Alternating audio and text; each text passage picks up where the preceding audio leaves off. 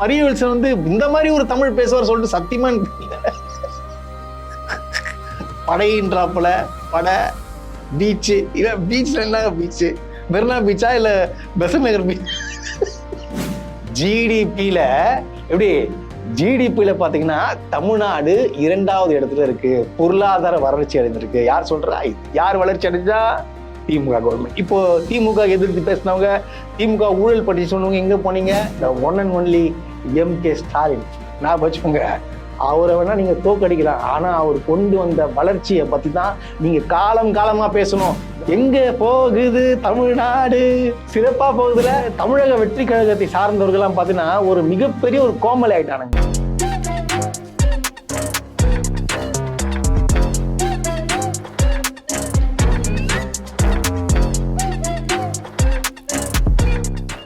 வணக்கம் நண்பர்களே, welcome to the show. தமிழ்நாட்டுடைய நிதித்துறை அமைச்சர் அவர்கள் பார்த்தீங்கன்னா நேற்றைக்கு ஒரு வெள்ளை அறிக்கை கொடுத்துருக்காரு. என்ன வெள்ளை அறிக்கைன்னு பார்த்தீங்கன்னா நிதிநிலை அறிக்கை அதை கொடுத்துருக்குறாங்க. அதாவது கிட்டத்தட்ட 1 மாதங்களாக பார்த்தீங்கன்னா என்ன ஆச்சுன்னா, இந்த தமிழ்நாடு போன கவர்மெண்ட் வந்து பயங்கரமாக வந்து கடன் வாங்கி வச்சுட்டு போயிட்டாங்க, அதனால தான் ஒன்றுமே கொடுக்க முடியல அப்படின்லாம் ஏகப்பட்ட பிரச்சனைகள் வந்துச்சுல்ல. அதெல்லாம் வந்து ஒரேடியா தீர்க்கும்படியாக பார்த்தீங்கன்னா நேற்றைக்கு, அதாவது 2 நாள்லேயே விடுறேன்னு சொன்னாங்க ஆட்சிக்கு வந்த வெறுப்பு. ஆனால் 1 வாரம் ஆச்சு, 2 வாரம் ஆச்சு, இப்போ 1 மாதம் தாண்டி நாளைக்கு நாளன்னைக்கு வந்து பார்த்தீங்கன்னா இந்த சட்டசபை வந்து தொடங்க போகுது. ஸோ அதனால வந்து இன்னைக்கு இந்த வெள்ளை அறிக்கை வந்து விட்டுருக்காங்க. இந்த வெள்ளை அறிக்கையில அவர் என்ன சொல்லியிருக்காருன்றத பார்க்கலாம். பீச்சு காலத்தை பயன்படுத்தி தங்களின் நீதி பற்றாக்குறைகளை கட்டுப்படுத்தி குறைந்ததுதான். ஆனால் தமிழ்நாடு அதற்கு நேர்முறையாக செயல்பட்டது. நேர்முறை முக்கியமான ஒவ்வொரு அடிப்படை சுட்டிக்காட்டிலும் கட்டமைப்பு ரீதியான பின்னடைவு சந்தித்தது. இல்ல, எனக்கு இந்த லாங்குவேஜ் வந்து எனக்கு புரியலங்க. ஆக்சுவலா தமிழான்னு சொல்லிட்டு எனக்கு தெரியல. எனக்கு யாராச்சும் டிரான்ஸ்லேட் பண்ணுங்க, எனக்கு புரியல. எனக்கு என்ன சொன்னார்? இது Tamil, this what language is? இல்லைங்க, தமிழா? இது தமிழா?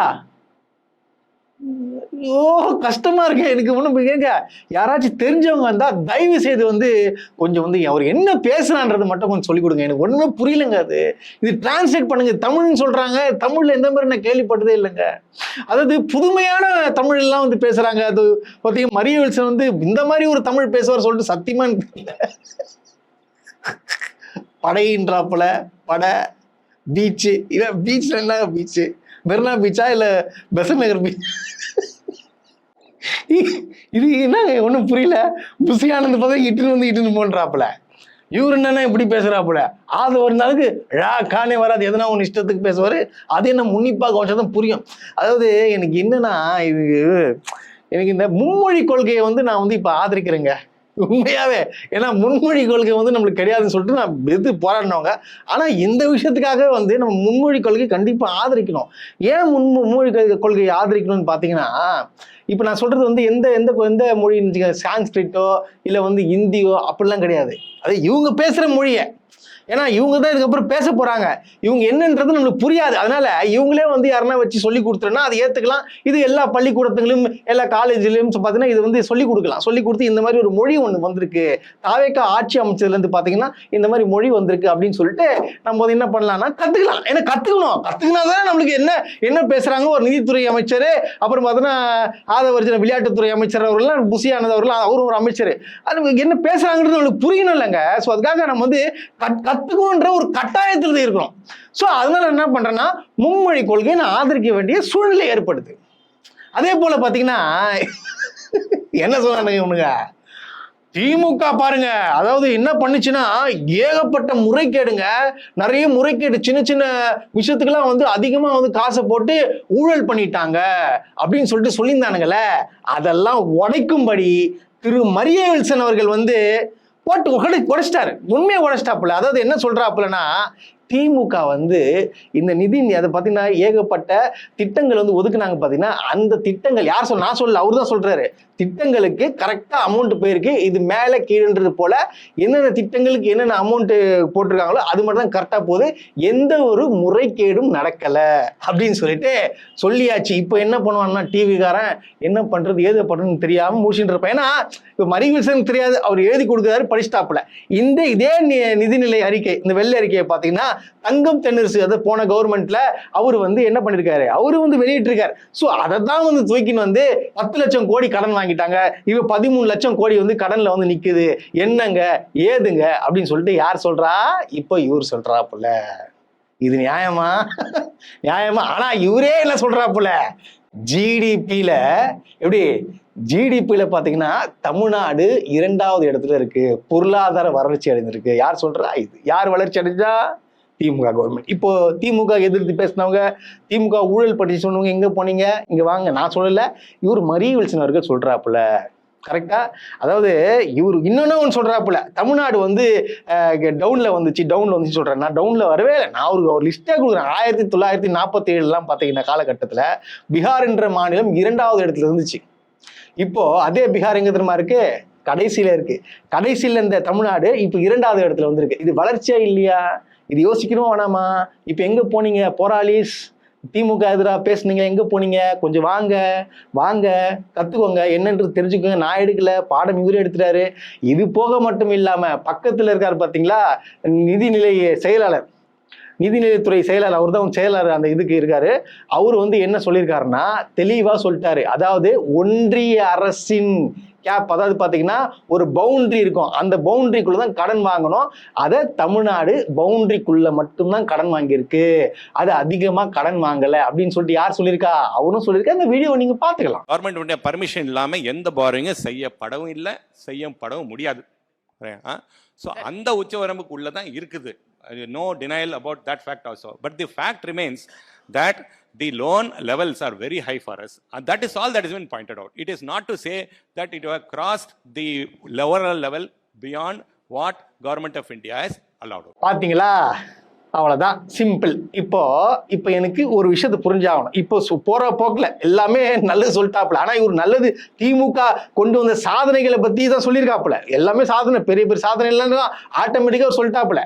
அது சாதனையா இல்லையான்னு சொல்லிட்டு மரியவில்சன் அவருக்கு தெரியாது. அப்புறம் போற போக்குல என்ன சொல்லி விட்டாரு பாத்தீங்கன்னா, ஏதாவது தமிழ்நாடு வந்து தேவையில்லாத கடன்லாம் வாங்கிட்டாங்க, அந்த மாதிரி வளர்ச்சி அடையாம இருக்கு அப்படின்னு சொல்லிட்டு எதனா ஒன்று சொல்லணுமே அப்படின்றதுக்காக மரியவில்சன் சொல்லிட்டாப்புல.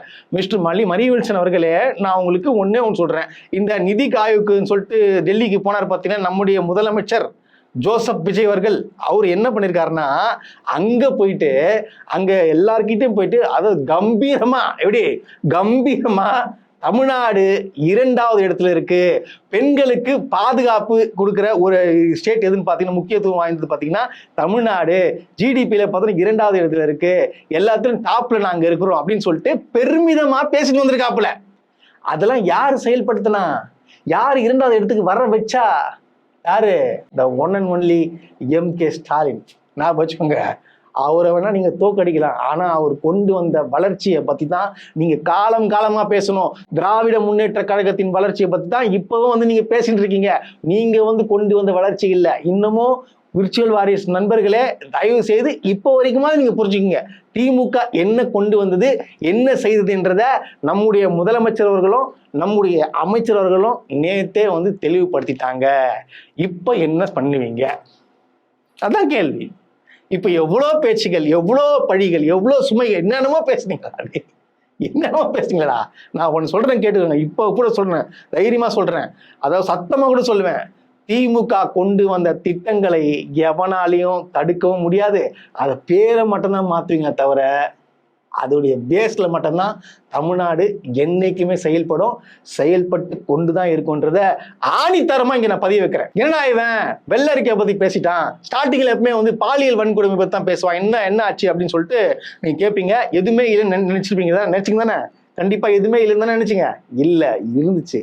நேத்து என்னென்னலாம் சம்பவம் இருந்துச்சு, எத்தனை பெண்களுக்கு, எத்தனை குழந்தைகளுக்கு பாலியல் வன்கொடுமை செஞ்சிருக்காங்க அப்படின்றத ஒரு செய்தியை நான் போடுறேங்க, அது பாருங்க, செய்தியை பாருங்க. தென்காசி மாவட்டம் குருவிக்குளம் அருகே 6 வயது சிறுமிக்கு பாலியல் தொல்லை கொடுத்த சங்கர நாராயணன் என்பவர் போக்சோ வழக்கில் கைது செய்யப்பட்டிருக்கிறார். சேலம் மாவட்டம் முண்டூர் அருகே கொளத்தூரில் 13 வயது சிறுமிக்கு பாலியல் தொல்லை அளித்த முனியன் என்பவர் மீது போக்சோ வழக்கு பதிவு செய்யப்பட்டிருக்கிறது. இதேபோல் ராமநாதபுரம் மாவட்டம் தேவிர்வேலி பகுதியைச் சேர்ந்த 16 வயது சிறுமி அரசு பேருந்தில் பயணித்த போது மது போதையில் இருந்தவர் பாலியல் தொல்லை கொடுத்திருக்கிறார். சிவகங்கை மாவட்டம் சிங்கமுனரி அருகே பள்ளிக்கு சென்ற மாணவிகளிடம் பாலியல் சீண்டலில் ஈடுபட்ட கட்டுமான தொழிலாளர் கருப்பையா என்பவர் கைது செய்யப்பட்டிருக்கிறார். திருப்பெரும்புதூர் அருகே சுங்குவாச்சத்திரம் பகுதியில் 15 வயது சிறுமிக்கு பாலியல் தொல்லை கொடுத்த அழகசாமி என்பவரும் கைது செய்யப்பட்டிருக்கிறார். நெல்லை மாவட்டம் சேரன் மகாதேவி அருகே பள்ளி மாணவிக்கு பாலியல் தொல்லை கொடுத்த 60 வயது முதியவர் முத்துக்குமார் போக்சோ சட்டத்தில் கைது செய்யப்பட்டிருக்கிறார். பாத்தீங்களா எப்படி அடுக்கடுக்கா வருதா, அடுக்கடுக்கா வருதா, அடுக்கடுக்கா வந்துட்டு இருக்கு. இத நிறுத்த முடியல, தொடர்ந்துட்டே வந்துட்டு இருக்கு. இதுக்கெல்லாம் என்ன காரணம்ன்றத எனக்கு ஒண்ணுமே புரியல. இந்த சிங்கப்பெண் படைகள்லாம் வந்து எங்க இருக்கீங்கன்னு சொல்லிட்டு எனக்கு தெரியல. அதே போல நான் எதுக்கு நான் சொல்றேன்னா எங்க இருக்குன்னு தெரியலன்னு சொல்றேன்னா, நான் சொல்லலைங்க. அதாவது ஒரு இஸ்லாமிய சகோதரி கதறாங்க. என்னன்னா, அந்த பர்தாவை போடும் போது ஒருத்தன் வந்து வீடியோ எடுத்து மிரட்டி தப்பா நடந்துக்க முயற்சி பண்றான். இதை வந்து கம்ப்ளைண்ட் பண்றதுக்காக அந்த பெண்மணி வந்து பேசியிருக்காங்க, கம்ப்ளைண்ட் கொடுத்துருக்காங்க. ஆனா யாருமே கண்டுக்கல. சரி, நான் வந்து சிங்கப்பெண் அந்த அதிரடிப்படி கால் பண்ணுன்னு சொல்லிட்டு கால் பண்ணிருக்காங்க. ஆனா லைனே போலையா. யார் சொல்றா? இவங்க சொல்றாங்க. நீங்க பாருங்க, இந்த கதறல் சத்தத்தை கேளுங்க. 2 நாளைக்கு முன்னாடி நான் சிங்கப்பெண் படைக்கு போன் அடிக்கிறேன். என்ன இந்த மாதிரி பின் தொடர்றாங்க, யாராவது வந்து என்ன காப்பாத்துங்கன்னு சொல்லி நான் அவ்வளவு தூரம் போன் பண்றேன். ஆனா லைன் மட்டும் தான் போகுது. ஒண்ணுமே அதுல இருந்து யாரும் எனக்கு இது வரைக்கும் ரிப்பீட்டட் கூட கால் பண்ணவே கிடையாது. ஒரு புர்கா கலெக்டர் அத வீடியோ எடுத்து வச்சிருக்கான். அதை ஏன் கேட்க மாட்டீங்க? இதெல்லாம் எங்கங்க போய் முட்டிக்கிறது? தினம் தினமா நடக்கிறது இதெல்லாம். என்ன என்ன ஏதாவது என்னதான் வந்து நம்ம வந்து வெளிப்படையா வந்து தமிழ்நாட்டு முதலமைச்சரையோ தமிழ்நாடு இங்க இருக்கிற அதிகாரிகள் திட்டினாலும் நம்மளுக்கு அவங்கள வந்து விட்டு கொடுக்க முடியல. ஏன்னா தமிழ்நாட்டில் பிறந்தவன் நான். ஏன்னா பெண்கள் நம்ம எப்படி பார்த்தோம், இப்ப எப்படி பாக்குறாங்க? பெண்கள் வந்து ஒரு பகடை கையா ஆயிட போறாங்க. அவங்களை எப்படி பாக்குறாங்க? அவங்கள ஒரு மனுஷனா பார்க்க மாட்டாங்க, சக மனிதனா பார்க்க மாட்டாங்க. அவங்கள வந்து ஒரு ஒரு என்ன சொல்றாங்க, ஒரு விஷயத்துக்காக மட்டும் பயன்படுத்தும் பொருளாக பாக்குறானுங்க பாருங்க. இவங்களெல்லாம் அதாவது பார்த்தோன்னா இதுக்குன்னு சொல்லிட்டு ஒரு கிளாஸ் எடுத்து புரிய வைக்கணுங்க. அது எனக்கு புரிய மாட்டேங்குது. அதாவது இப்போ தேர்தல் பிரச்சாரம் பண்ணாங்க பாத்தீங்களா, அந்த மாதிரி பார்த்தோன்னா இந்த மகளிர் படை பூசா போடுறாங்க பெண்கள், சிங்கப்படை, இவங்க வந்து தெரு தெருவை பிரச்சாரம் பண்ணுங்க. தயவுசெய்து பண்ணுங்க. நான் கொடுக்குற ஐடியா கூட நினைச்சுங்க. இது இந்த மாதிரி வந்து தினம் பார்த்தீங்கன்னா ஒரு தெருவுக்கு ஒரு 2 பெண் போலீஸை போட்டுருங்க. ஒரு 4 தெருவுக்கு பெண் போலீஸை நீங்க போட்டா கூட தொடர்ந்து வந்து அவங்க பிரச்சாரம் பண்ணலாம். பிரச்சாரம் பண்ணா என்ன ஆகும்னு பார்த்தீங்கன்னா, அங்க இருக்கிறது பரவும். தவறு செய்ய நினைக்கிறான் பாருங்க, அவன் பயப்படுவான். ஓஹோ, நம்மளை சுத்தி வராங்க. ஸோ இப்படி பண்ணா மட்டும்தான் தடுக்க முடியுமே தவிர வேற யாரும் தடுக்க முடியாதுங்க. இது வந்து ஏன்னா நம்ம சொல்லிட்டு போயிடலாம், சுய ஒழுக்கம் கண்டிப்பா வேணும். அந்த சுய ஒழுக்கம் வர வைக்கிறதுக்கு, அதாவது ஒரு விஷயத்தை தடுக்கணும்னா என்ன பண்ணணும்னா, இந்த மாதிரி விஷயங்கள், இந்த மாதிரி பிரச்சார முறையை நீங்க கொண்டு வரலாம். தெருக்கல்ல போங்க, இல்ல 2 நாட்களுக்கு ஒரு முறை போங்க, ஒன்றும் தவறு இல்லை. 3 நாட்களே ஒரு முறை போங்க, இல்ல ஒரு வாரத்துக்கு ஒரு முறையாச்சும் நீங்க போயிட்டு இந்த மாதிரி பிரச்சாரத்துல சொல்லணும். மக்களை வந்து மைக்கு போட்டு நீங்க சொல்லுங்க. ரோந்து பணியில ஈடுபடுறீங்க பாத்தீங்களா, அப்படி நீங்க சொல்லிட்டு நீ தொடர்ந்து இதை நீங்க தேர்தல் பிரச்சாரம் மாதிரி இது பண்ணுனா இதுக்கான ஒரு 50% 60% வந்து தடுக்கிறதுக்கான வாய்ப்புகள் இருக்கு. ஏன்னா கொலை குற்றத்தை விட இது மோசமான குற்றமா இருக்குதுங்க. வீட்டுல குழந்தைங்களை வச்சுட்டு நிம்மதியா இருக்க முடியல. பக்குன்னு இது உண்மையா சொல்றேன். இப்ப இருக்கிற தாய்மார்கள்லாம் பெண் பிள்ளைய வந்து தைரியமா வந்துமா, நீ சைக்கிள் எதுவும் போமா, நீ பஸ் ஏறி போமா அப்படின்னு சொல்ல தயங்குறாங்க. நான் உன் கூட வரேன், அப்பாவை கூட்டு போ, அண்ணனை கூட்டு போ அப்படின்னு சொல்லிட்டு அந்த மாதிரி ஆகி போச்சுங்க. காலகட்டங்கள் அப்படி ஆயிட்டு இருக்கீங்க. இல்ல உண்மையா நடக்குது. இது நம்ம வந்து எப்படி எங்கேயோ போன இப்ப இப்படி டவுன் ஆயிட்டு வந்துட்டு இருக்கோம். ஸோ இதுதான் நம்ம விரும்பின மாற்றமா? இந்த மாற்றத்துக்காக தான் ஓட்டு போட்டீங்களா? நீங்க தான் முடிவு பண்ணணும். அதே போல பாத்தீங்கன்னா இந்த பக்கம் பார்த்தோம்னா பெண்களுக்கு பாலியல் வன்முறை கொடுக்குறானுங்க, அங்க பாலியல் பிரச்சனை கொடுக்குறானுங்க. இந்த பக்கம் ஒரு இடத்துல பார்த்தீங்கன்னா பெண்கள் தங்கி இருந்த வீடு, அதாவது கேப்பார் மேப்பார் யாருமே இல்லை, வெறும் பெண்கள் மட்டும் தங்கி இருக்கிறாங்க போல, ஆம்பளைங்க இல்லாத வீடு போல. அந்த சொத்தை வந்து புடுங்கிறதுக்காக பக்காவா பிளான் பண்ணி பெண்கள் இருக்கும் வீடை உடைக்கிறானுங்க. இங்க பாருங்க வீடியோ.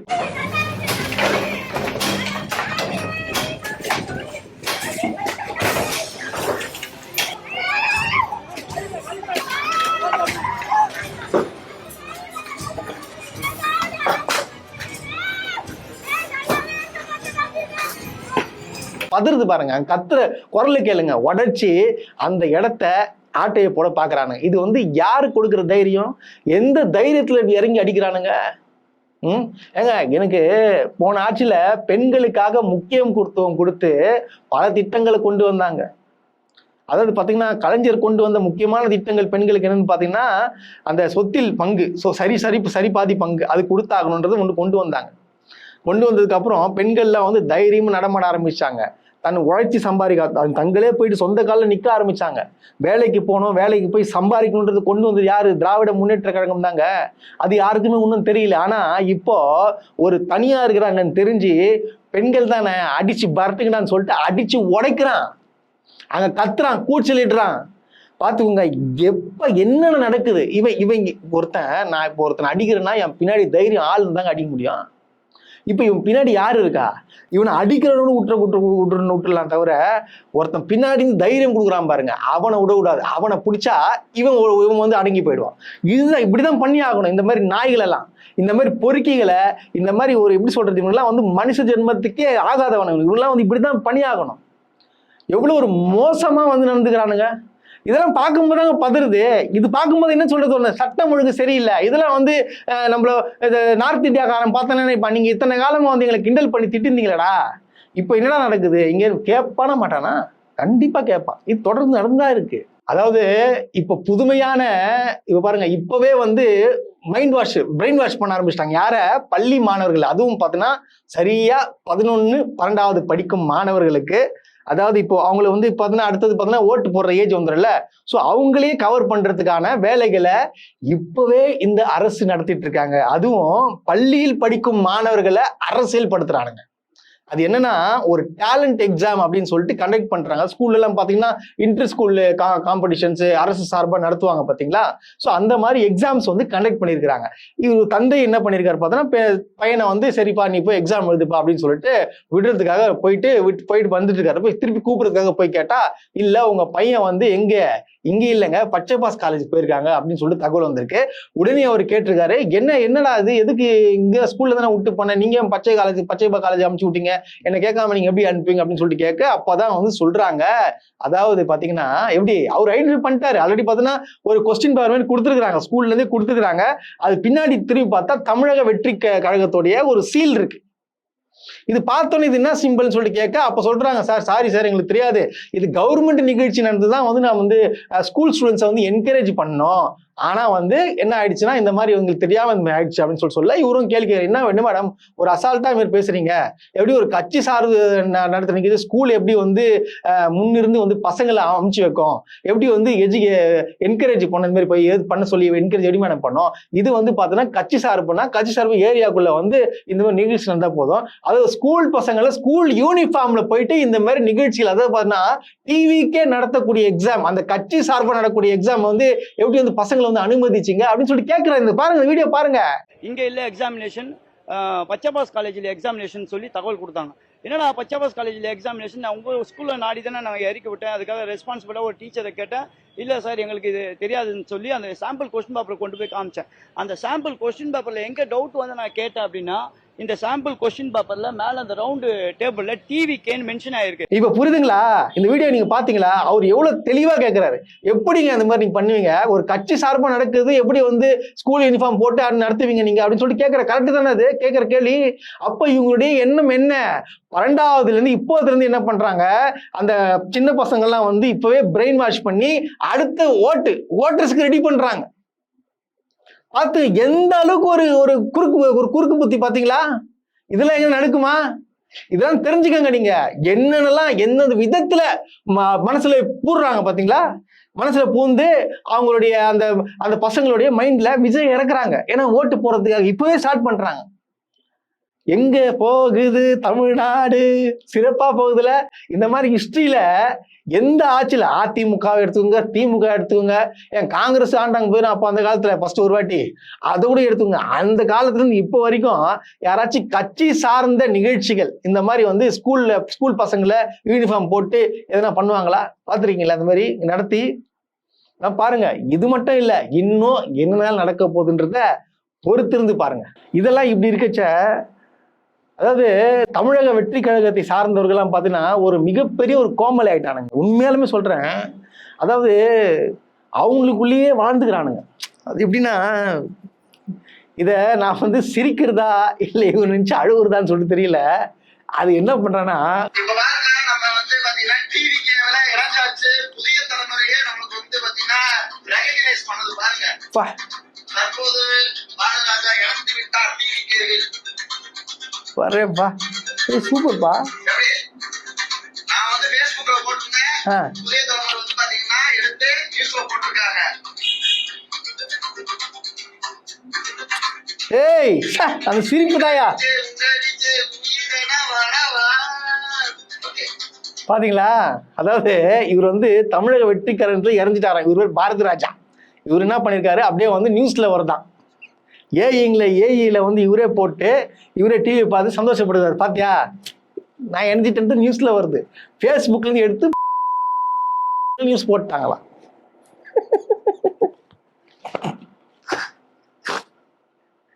இந்த மாதிரி முட்டாள் கூட்டத்தை கூட தான், மூடர் கூட்டத்தை தான் நம்ம வாழ்ந்துட்டு இருக்கோம் அப்படின்றத சந்தோஷமா நம்ம சிரிச்சுக்கலாம். தமிழ்நாடு மக்கள் சே எப்படி இருக்க வேண்டியது, இந்த மாதிரி ஆளு கூட மாட்டிக்கணும்ல. மாட்டினது காரணம் யாரு? நீங்க தானே ஓட்டு போட்டீங்க. போடுங்க. இடைத்தேர்தல் வருது, 10 தொகுதி வருதுன்னு நினைக்கிறேன். மொத்தமா குத்துங்க, அப்படியே குத்தினே இருங்க ஓட்டு.